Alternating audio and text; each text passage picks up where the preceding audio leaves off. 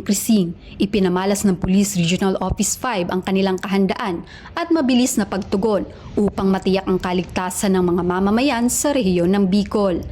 Bago pa man maramdaman ang epekto ng bagyo, nagsagawa na ng mga hakbang ang Pro-5 upang mapaghandaan ito. Kasama sa mga hakbang na ito ang pagpupulong sa mga lokal na pamahalaan at iba pang ahensya upang pag-usapan ang mga contingency plan at pagpapakalat ng impormasyon sa publiko hinggil sa mga dapat gawin bago, habang at pagkatapos ng bagyo.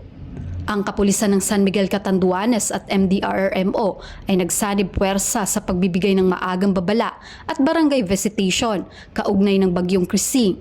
Sa pamumuno ni Police Major Jonel Bungoyan, COP, agad na kumilos ang San Miguel Municipal Police Station, katuwang ang MDRRMO sa pamamagitan ng pag-activate ng Early Warning System Siren bilang tugon sa inilabas ng Pag-asa na Signal Number 1 para sa bagyong Krising.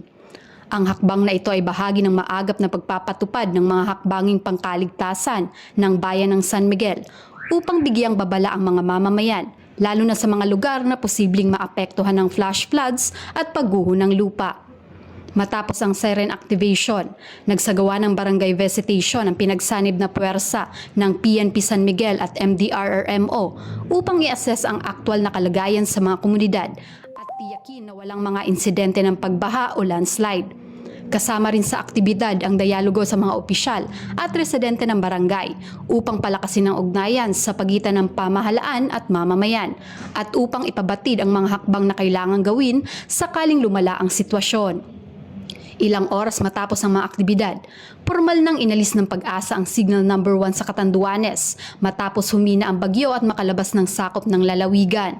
Gayunman, patuloy ang panawagan ng pamahalang bayan na manatiling alerto at handa sa anumang biglaang pagbabago ng panahon. Ang kahandaan at mabilis na pagtugon ng Pro-5 sa bagyong Krising ay patunay ng kanilang dedikasyon sa tungkulin at malasakit sa kapakanan ng mamamayan. Sa pamamagitan ng maagang pagpaplano, aktibong pagtugon at pakikipagtulungan sa iba't ibang ahensya, naging matagumpay ang kanilang mga hakbang upang mapanatili ang kaligtasan at kaayusan sa rehiyon ng Bicol. Mula dito sa Bicol Region, ako ang inyong PNN Correspondent